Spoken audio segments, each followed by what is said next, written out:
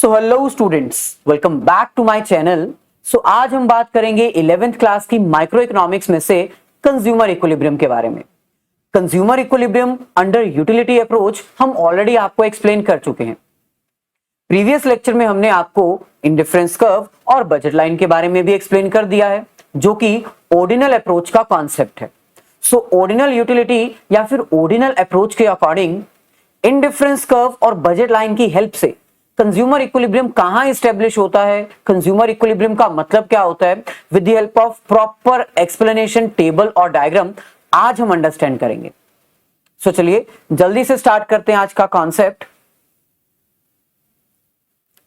सो ये हमारे पास है consumers equilibrium using indifference curve and budget line. अब सबसे पहले तो आपको इंडिफरेंस कर्व और बजट लाइन का मीनिंग पता होना चाहिए, क्योंकि ये दोनों ही टर्म्स हम यूज करेंगे कंज्यूमर इक्विलिब्रियम आइडेंटिफाई करने में, कंज्यूमर इक्विलिब्रियम स्टडी करने के लिए। तो सबसे पहले अगर हम इन दोनों टर्म्स को डिटेल में अंडरस्टैंड करें तो इंडिफरेंस कर्व का मतलब होता है प्रेफरेंस ऑफ अ कंज्यूमर। यानी जब हम इंडिफरेंस कर्व की बात करते हैं तो कंज्यूमर की इनकम कितनी है और प्रोडक्ट का प्राइस कितना है, ये हम कंसीडर नहीं करते। हम सिर्फ एक कंज्यूमर की ना थिंकिंग कैपेसिटी के बारे में सोचते हैं कि वो क्या सोच रहा है, कौन सा प्रोडक्ट परचेज करेगा, कौन सा प्रोडक्ट सेक्रीफाइस करेगा, कौन सा प्रोडक्ट गेन करेगा। सो इंडिफरेंस कर्व जो होती है ना, वो कंज्यूमर के सिर्फ और सिर्फ प्रेफरेंस होती है। यानी उसमें कंज्यूमर इनकम के बारे में नहीं सोचता, वो ये नहीं सोचता कि मेरा बजट कितना है, बस वो ये देखता है कि मेरे को ये प्रोडक्ट इतनी क्वांटिटी में चाहिए और इस प्रोडक्ट को मैं सेक्रीफाइस करूंगा तो मेरे को ये वाला प्रोडक्ट मिल जाएगा। सो इंडिफरेंस कर्व से आपको एक तरह से मार्जिनल रेट ऑफ सब्स्टिट्यूट मिल जाता है। यानी एक कंज्यूमर कितना सेक्रीफाइस करने को तैयार है किसी एक एडिशनल प्रोडक्ट को गेन करने के लिए। तो ये तो सिर्फ और सिर्फ एक कंज्यूमर के ख्याल हो गए, उसकी थिंकिंग हो गई, एक्चुअल रियलिटी नहीं है। क्योंकि एक्चुअल रियलिटी तो तब आती है जब एक कंज्यूमर अपने प्रोडक्ट को परचेज करने से पहले प्रोडक्ट का प्राइस भी देखे और अपना बजट यानी इनकम भी कंसीडर करे। तो इंडिफरेंस कर्व जस्ट प्रेफरेंस है, जबकि बजट लाइन जो है वो एक्चुअल रियलिटी होती है, वो एक्चुअल पॉसिबिलिटीज शो करती है कंज्यूमर की। क्योंकि जब हम बजट लाइन की बात करते हैं तो इसमें प्रोडक्ट का प्राइस और कंज्यूमर की इनकम दोनों कंसीडर की जाती हैं। बजट लाइन से हमें प्राइस रेशियो के बारे में पता चलता है, हमें यह पता चलता है कि प्रोडक्ट X कितने का है और प्रोडक्ट Y कितने का है, और उसके अकॉर्डिंग कंज्यूमर अपनी इनकम देखता है और इनकम के अकॉर्डिंग वो प्रोडक्ट को परचेज और सेक्रीफाइस करने के बारे में डिसीजन बनाता है। यानी इंडिफरेंस कर्व में हम इनकम और प्राइस चेक ही नहीं करते, हम सिर्फ कंज्यूमर की प्रेफरेंस देख लेते हैं कि भाई एज अ कंज्यूमर हमारे पास लिमिटेड इनकम होगी तो हम इसको सेक्रीफाइस कर देंगे और इसको गेन कर लेंगे। वो थी हमारी इंडिफरेंस कर्व, और इंडिफरेंस कर्व का प्रॉपर टेबल आपको हमने बनाया था, दिखाया था। बजट लाइन इसके ऑपोजिट होती है। बजट लाइन एक कंज्यूमर की एक्चुअल जो रियलिटी होती है ना वो शो करती है, क्योंकि उसमें इनकम भी और प्राइस भी दोनों कंसीडर किए जाते हैं। सो बजट लाइन से हमें क्या मिलता है, price ratio, price of X divided by price of Y. हम इसको इनकम लाइन, प्राइस लाइन भी कहते हैं। अब कंज्यूमर इक्विलिब्रियम क्या होता है, आज हम कंज्यूमर इक्विलिब्रियम स्टडी करने वाले हैं with the help of indifference curve and budget line. तो कंज्यूमर इक्विलिब्रियम क्या होता है, तो सिंपल है, कंज्यूमर इक्विलिब्रियम का मीनिंग जो आपने यूटिलिटी अप्रोच में किया था ना, सेम है। कंज्यूमर इक्विलिब्रियम यानी एक ऐसे सिचुएशन जिसमें कंज्यूमर को मैक्सिमम सेटिस्फेक्शन मिल रही है और वो अपने इस पोजीशन को चेंज नहीं करना चाहता। वो ये चाहता है कि वो इसी पोजीशन पे, इसी सिचुएशन में कंटिन्यू करता रहे, क्योंकि इस पोजीशन पे उसको सबसे ज्यादा बेनिफिट हो रहा है। सो देखिए क्या लिखा है, consumer equilibrium is a situation of maximum satisfaction to a consumer by spending his given income over the consumption of goods. Goods को कंज्यूम करने पे आपको कितनी सेटिस्फेक्शन मिल रही है, अपनी सारी इनकम उनके ऊपर लगाने के बाद अगर वो हाईएस्ट है तो उसको हम बोलेंगे कंज्यूमर इक्विलिब्रियम। लेकिन सर इंडिफरेंस कर्व और बजट लाइन में कंज्यूमर इक्विलिब्रियम का मीनिंग थोड़ा सा तो चेंज होगा। चलिए, ये तो नॉर्मल मीनिंग है, अगर आप ये लिखोगे तो भी सही मान लिया जाएगा, लेकिन सेकंड जो है वो ज्यादा इंपॉर्टेंट है।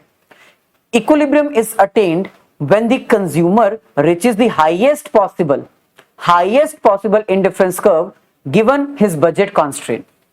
यानी एक कंज्यूमर जो है वो कंज्यूमर इक्विलिब्रियम पर तब पहुंचता है जब वो हाईएस्ट इंडिफरेंस कर्व अटेन कर सके, लेकिन बजट में रहते हुए। अब इसको थोड़ा सा डिटेल में हम एक्सप्लेन करते हैं। ये देखिए, यहां पर कंसंट्रेट करिए।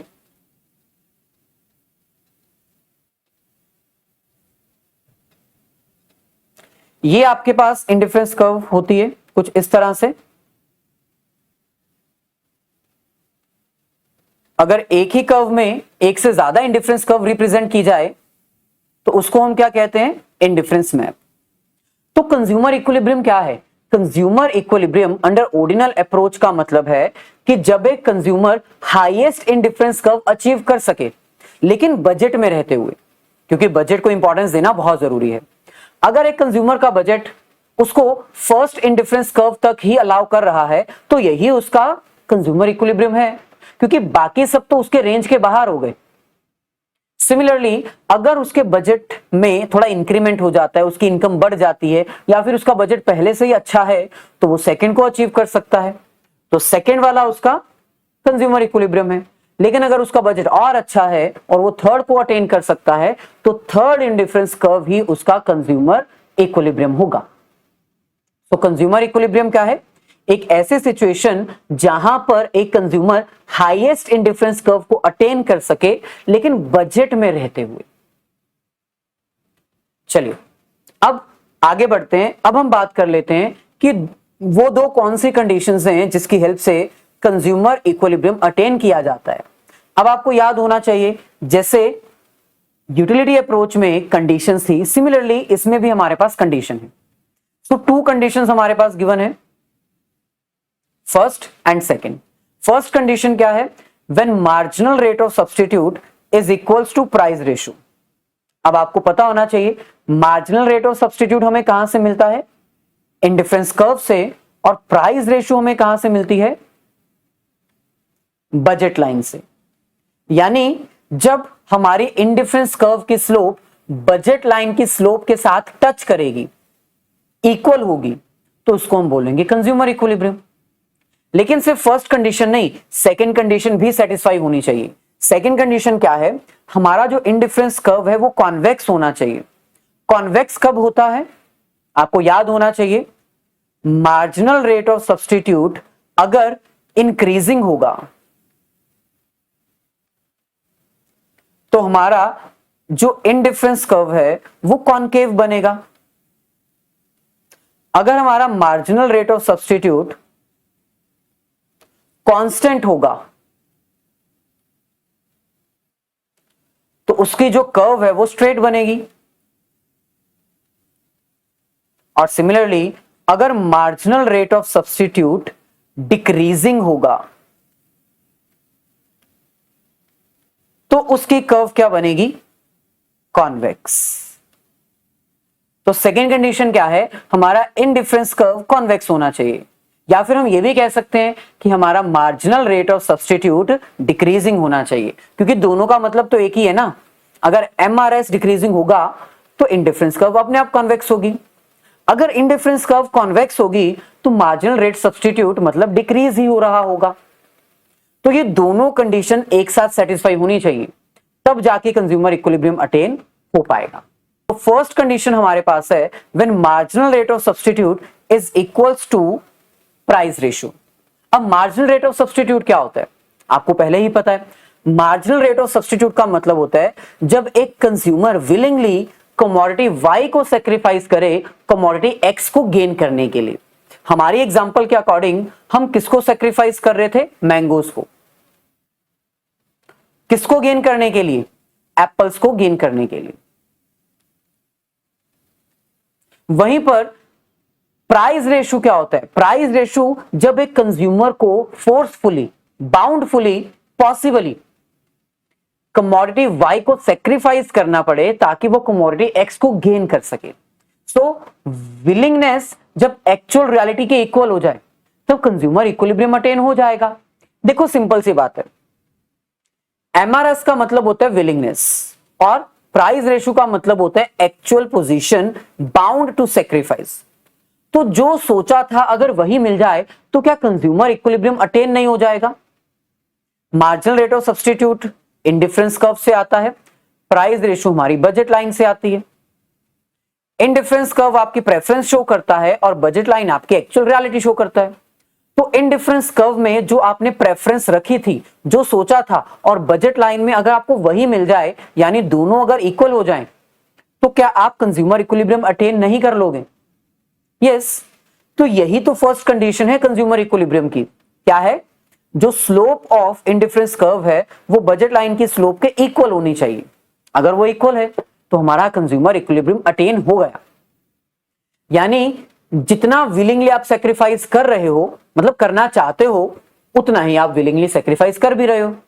जितना विलिंगली आप गेन करना चाहते हो, उतना ही विलिंगली आप, मतलब उतना ही एक्चुअल में आपको गेन हो भी रहा है। सो जब विलिंगनेस एक्चुअल पोजीशन के इक्वल हो जाए, जो सोचा था वही रियलिटी में हो जाए, तो you are at equilibrium, a consumer is at equilibrium. So यहां पर लाइन देखो कितनी इंपॉर्टेंट लिखी हुई है, consumer equilibrium will struck at a point where the willingness or preference of a consumer to sacrifice is exactly equal to the actual position of this sacrifice। यानी consumer equilibrium हमारा वहां struck होगा, उस point पे आके हम consumer equilibrium पे आएंगे, पहुंचेंगे, जहां पर हमारी willingness to sacrifice actual sacrifice के इक्वल होगी, जहां पर हमारी willingness to gain actual gain के इक्वल होगी। सो इसको हम कहते हैं सिंपल कंज्यूमर इक्विलिब्रियम। सो चलिए अब हम इसको थोड़ा डायग्रामेटिकली भी अंडरस्टैंड कर लेते हैं कि कंज्यूमर इक्विलिब्रियम हमारा आखिरकार स्ट्रक होता कहां है। सो ये देखिए हमारे पास डायग्रामेटिकल एक्सप्लेनेशन है। ये हमारे पास Y गुड्स की क्वांटिटी और यहां पर हमारे पास X गुड की क्वांटिटी। ये हमारी हो गई स्ट्रेट लाइन, बजट लाइन, और ये हमारे पास गिवन है 1 2 3 4 हमारे पास है इंडिफरेंस कर्व। जैसे कि मैंने कहा कि जहां पर आपका marginal rate of substitute price ratio को इक्वल होगा उसको हम कंज्यूमर इक्विलिब्रियम बोलेंगे। तो ये वो पॉइंट है जहां पर हमारा पॉइंट स्ट्रक हो रहा है। ये हमारी बजट लाइन और ये हमारा पॉइंट। सर पॉइंट तो यहां पर भी स्ट्रक हो रहा है, यहां पर भी स्ट्रक हो रहा है, मतलब यहां भी टच हो रहा है, लेकिन यहां पर आपको पता होना चाहिए ये indifference curve lower indifference curve है। लोअर इंडिफरेंस कर्व से हमें लोअर सेटिस्फेक्शन मिलेगी। हमारा बजट तो ज्यादा है, हम आगे जा सकते हैं। ये हमारी बजट लाइन है, मैं हाईलाइट कर देता हूं, ये हमारी बजट लाइन है ना, और ये हमारी इंडिफरेंस कर्व है। ये इंडिफरेंस कर्व पीछे है। अगर हम यहां पर अपना इक्विलिब्रियम लेवल स्ट्रक करेंगे तो वो इक्विलिब्रियम नहीं होगा। अगर हम यहां आके रुक जाएंगे तो हमारी सेटिस्फेक्शन कम होगी, क्योंकि ये इंडिफरेंस कर्व नीचे है और बजट हमें अलाउ कर रहा है कि हम आगे जा सकें। तो इसलिए यहां पर ये दोनों पॉइंट्स जो आए हैं इनको हम यूज नहीं करेंगे, ये हमारा इक्विलिब्रियम नहीं है। हमारा इक्विलिब्रियम थोड़ा आगे है। कहां पर है? इस पॉइंट पे, क्योंकि ये हमारे बजट लाइन और इंडिफरेंस कर्व की इक्वल पोजीशन है। इसके बाद वाले जो पॉइंट्स है इंडिफरेंस कर्व 3 और इंडिफरेंस कर्व 4, सर ये क्यों नहीं? क्योंकि यहां तक हमारा बजट हमें अलाउ नहीं कर सकता, हमारे पास इतने पैसे ही नहीं है। सो इसका मतलब जहां तक बजट अलाउ करेगा वहां तक हाईएस्ट इंडिफरेंस कर्व को अचीव करो, और जहां पर हमने उसको अचीव कर लिया, जहां पर इंडिफरेंस कर्व और बजट लाइन इक्वल हो गई, टेंजेंट हो गए, एक दूसरे को टच कर गए, वहां पर हमारा इंडिफरेंस कर्व और बजट लाइन इक्वल होने पर कंज्यूमर इक्विलिब्रियम अटेन हो जाएगा। सर टच तो यहां पर भी कर रहे हैं, लेकिन सेकंड कंडीशन यहां पर सेटिस्फाई नहीं हो रही ना। सेकंड कंडीशन क्या थी? हमारा जो इंडिफरेंस कर्व है वो कॉन्वेक्स होना चाहिए। तो कॉन्वेक्स तो वो यहीं पर है, यहां पर वो कॉन्वेक्स नहीं है, यहां पर भी वो कॉन्वेक्स नहीं है, सिर्फ टच कर रहा है। सो अब इन दोनों पॉइंट्स को अच्छे से देखो। सबसे पहले अगर हम बात करें पॉइंट आर की, तो पॉइंट आर जो है उसका मतलब है marginal rate of substitute is more as compare to price ratio. यानी यहां पर आपको पॉइंट आर दिख रहा है ना, इस पॉइंट को हम क्या बोलेंगे, मार्जिनल रेट ऑफ सब्स्टिट्यूट यहां पर ज्यादा है as compare to price ratio. यानी इस पोजीशन पर एक कंज्यूमर जो है वो वाई को ज्यादा कंज्यूम कर रहा है, एक्स को कम कंज्यूम कर रहा है। आप देख सकते हो एक्स की कंजम्पशन यहां तक है, वाई को ज्यादा कंज्यूम कर रहा है, एक्स को कम, इसलिए कंज्यूमर शिफ्ट करेगा, धीरे धीरे आगे बढ़ेगा और इस पॉइंट तक आएगा। यानी यहां से वो शिफ्ट करेगा इस पॉइंट पे, इस पॉइंट से वो शिफ्ट करेगा इस पॉइंट पे। यानी धीरे धीरे क्या है, एक कंज्यूमर जो है वो इक्विलिब्रियम पोजीशन पर वापस आएगा। कैसे वापस आएगा, वाई की कंजम्पशन कम करेगा, वाई को सेक्रीफाइस करेगा और एक्स की कंजम्पशन करना इंक्रीज कर देगा ताकि वो इक्विलिब्रियम अटेन कर सके। सो मार्जिनल रेट ऑफ सब्स्टिट्यूट ज्यादा और प्राइस रेशियो का कम होने का मतलब है एक कंज्यूमर वाई को ज्यादा कंज्यूम कर रहा है और एक्स को कम। तो एक्स की कंजम्पशन वो क्या कर देगा, यहां पर इंक्रीज कर देगा, increases the consumption of x, ताकि वो इक्विलिब्रियम पोजीशन पर वापस आ सके, यहां से इस पॉइंट से उठ के यहां पर वापस आ सके। सिमिलरली ये सेकंड कंडीशन कौन सी है, ये तो आपको पता ही है, इसी को हम कंज्यूमर इक्विलिब्रियम कहते हैं। थर्ड सिचुएशन कौन सी है, अब थर्ड सिचुएशन हमारे पास ये सिचुएशन है एफ पॉइंट। एफ पॉइंट पे हमारा मार्जिनल रेट ऑफ सब्स्टिट्यूट कम है as compare to price ratio.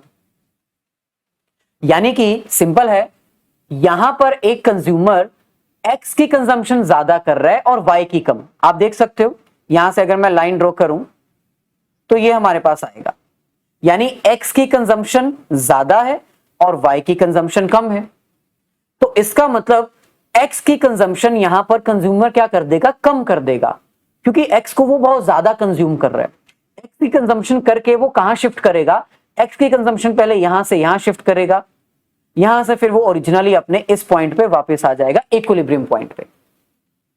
सो जो वाई पॉइंट है वहां पर एक कंज्यूमर एक्स की कंजम्पशन ज्यादा कर रहा था, इसलिए वो एक्स की कंजम्पशन क्या कर देगा, डिक्रीज कर देगा, ताकि वो हाईएस्ट पॉइंट इक्विलिब्रियम पॉइंट पे पहुंच सके। सो ओवरऑल इस डायग्राम में आपने ये 3 पॉइंट्स बताने हैं। चौथा पॉइंट आपने बताना है कि ये नीचे वाली जो कर्व है हम इसको इसलिए अटेन नहीं कर रहे क्योंकि बजट हमारे ज्यादा के हैं, हमें बजट ज्यादा अलाउ किया जा रहा है, तो हम इंडिफरेंस कर्व 2 पे जाएंगे। इंडिफरेंस कर्व 3 और 4 क्यों नहीं, क्योंकि ये हमारे बजट के बाहर हैं, ये नॉन फिजिबल एरिया है, नॉन अटेनेबल एरिया है। चलिए अब सेकंड कंडीशन भी अब देख लेते हैं। सेकंड कंडीशन क्या है, हमारी जो इंडिफरेंस कर्व है वो कॉन्वेक्स होनी चाहिए, टेंजेंट होनी चाहिए। कॉन्वेक्स का मतलब क्या है, हमारी indifference curve marginal rate of substitute continuously decreasing होना चाहिए, और ये डिक्रीज होता भी है। क्योंकि मार्जिनल रेट ऑफ सब्स्टिट्यूट हमारा डिक्रीज होता है इसलिए ये कॉन्वेक्स होती है। कॉन्वेक्स होने का मतलब जहां पर ये बजट लाइन को टच करेगी वहां पर इसके शेप टेंजेंट होगी और कॉन्वेक्स होगी। टेंजेंट मतलब टच कर रही होगी, जैसे कि मैंने अभी दिखाया, यहां पर ये टच कर रही होगी और कॉन्वेक्स भी होगी। सो सेकंड कंडीशन बहुत ही इजी है।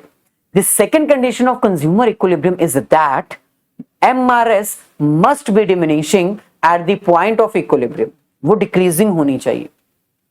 The indifference curve must be convex to the origin at the point of equilibrium, इसका मतलब हमारे indifference curve जो है वो convex होनी चाहिए। Unless MRS continuously falling, the equilibrium cannot be established, जब तक हमारा MRS डिक्रीजिंग रेट पे नहीं डिक्रीज हो रहा होता तब तक इक्विलिब्रियम अटेन किया ही नहीं जा सकता। सो दोनों कंडीशन सेटिस्फाई हो गई। अब लास्ट टॉपिक, यूटिलिटी अप्रोच और इंडिफरेंस कर्व अप्रोच में डिफरेंस क्या है। सिंपल है, यूटिलिटी अप्रोच के अकॉर्डिंग एक कंज्यूमर की यूटिलिटी जो है वो कार्डिनल कॉन्सेप्ट में मेजर की जाती है, मनी टर्म में रिकॉर्ड की जाती है, वैल्यू टर्म में लिखी जाती है इन नंबर्स। जबकि ऑर्डिनल कॉन्सेप्ट के अकॉर्डिंग यूटिलिटी जो है वो हम मेजर नहीं कर सकते, हम उसको रैंकिंग दे सकते हैं, प्रायोरिटी दे सकते हैं, highest ranking, lowest ranking, middle ranking, priority wise अपनी सेटिस्फेक्शन को शो करना। जो यूटिलिटी अप्रोच है वो किस लॉ के ऊपर डिपेंड करती है? Diminishing marginal utility, law of diminishing marginal utility. यानी हर प्रोडक्ट को कंज्यूम करने के बाद उससे मिलने वाली सेटिस्फेक्शन जो है वो डिक्रीजिंग होती है, और ये तो आपको पता ही है, पहली बार प्रोडक्ट कंज्यूम करोगे तो ज्यादा सेटिस्फेक्शन मिलेगी, फिर सेकेंड टाइम कम, थर्ड टाइम और कम, धीरे धीरे आपकी सेटिस्फेक्शन कम होती जाएगी। सेकेंड इसमें क्या है, जो इंडिफरेंस कर्व है वो diminishing marginal rate of substitute के ऊपर डिपेंड करती है, जो मैंने अभी बताया। अगर आपका एमआरएस डिक्रीजिंग नहीं होगा, इंक्रीजिंग होगा, तो शेप हमारी कॉनकेव हो जाएगी, और अगर कांस्टेंट होगा तो स्ट्रेट कर्व बनेगी। So that is why indifference curve approach जो है वो किसके ऊपर डिपेंड करती है? Diminishing marginal rate of substitute के ऊपर। अगर हम बात करें कंज्यूमर इक्विलिब्रियम की कंडीशन की, तो यहां पर हमारे पास दो कंडीशन आती हैं, वन कमोडिटी गुड्स के लिए, टू कमोडिटीज गुड्स के लिए। फर्स्ट कमोडिटी गुड्स के लिए हमारे पास कंडीशन क्या है? Price of commodity must be equal to marginal utility of commodity, या फिर हम इसको ऐसे भी लिख सकते हैं, marginal utility of commodity divide by price of commodity must be equals to marginal utility of money. Similarly two commodities के लिए क्या होगा? ये है हमारे पास टू कमोडिटीज के लिए कंडीशन। और ऑर्डिनल अप्रोच में हमारे पास जो कंडीशन है वो मैंने अभी आपको बता दी, marginal rate of substitute price ratio के इक्वल होना चाहिए, और हमारी इंडिफरेंस कर्व कॉन्वेक्स होनी चाहिए, या फिर एमआरएस डिक्रीजिंग ही होना चाहिए, तब ये लॉ अप्लाई होगा, यानी तब ये इक्विलिब्रियम स्टडी किया जाएगा। सो ये था हमारा आज का कॉन्सेप्ट, बहुत ही इजी था। अगर कोई डाउट है तो कमेंट करके जरूर पूछ लीजिए, अदरवाइज लेक्चर को रिवाइंड करके आप देख सकते हो।